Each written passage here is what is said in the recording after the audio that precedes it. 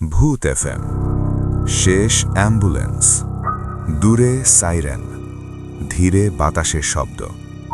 শুভরাত্রি, আপনি শুনছেন ভূত এফএম।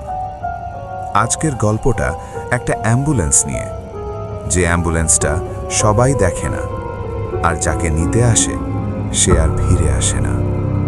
ঘটনাটা ঢাকার বাইরে একটা নির্জন হাইওয়েতে। রাত তখন 2:17। রাস্তার পাশে দাঁড়িয়েছিল রাশেদ। তার বাইক নষ্ট হয়ে গেছে, চারদিকে কেউ নেই। হঠাৎ দূর থেকে একটা অ্যাম্বুলেন্সের সাইরেন শোনা গেল। অ্যাম্বুলেন্সটা এসে ঠিক তার সামনে থামল। কিন্তু অদ্ভুত ব্যাপার, ভিতরে কোনো রোগী নেই। ড্রাইভার ধীরে বলল, উঠুন, আপনাকে নিতে এসেছি। রাশেদ অবাক, সে তো কল করেনি।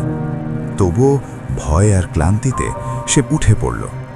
দরজা বন্ধ হওয়ার সাথে সাথে অ্যাম্বুলেন্স চলতে শুরু করল। ভিতরে আলো ঝাপসা। হঠাৎ সে দেখল স্ট্রেচারের ওপর একটা চাদর ঢাকা শরীর। ধীরে ধীরে চাদরটা নড়ছে। রাশেদ জিজ্ঞেস করল, ভাই, রোগীকে? ড্রাইভার আয়নায় পাকিয়ে বলল, আপনি। হঠাৎ হার্টবিট সাউন্ড। রাশেদ চাদরটা টান দিল আর দেখল স্ট্রেচারের ওপর শুয়ে আছে তার নিজের শরীর, চোখ বন্ধ, মুখে রক্ত। ঠিক তখন অ্যাম্বুলেন্সের ভিতরের স্ক্রিনে সময় দেখালো 2:17 AM। অ্যাম্বুলেন্স হঠাৎ থেমে গেল। দরজা খুলে গেল নিজে নিজেই। বাইরে সম্পূর্ণ অন্ধকার। ড্রাইভার বলল, সময় শেষ। পরদিন সকালে লোকজন রাস্তার পাশে রাশেদের মৃতদেহ খুঁজে পায়। কিন্তু আশ্চর্য, সিসিটিভিতে দেখা যায় সেখানে কোনো অ্যাম্বুলেন্সই আসেনি, শুধু দূরে একটা সাইরেনের শব্দ।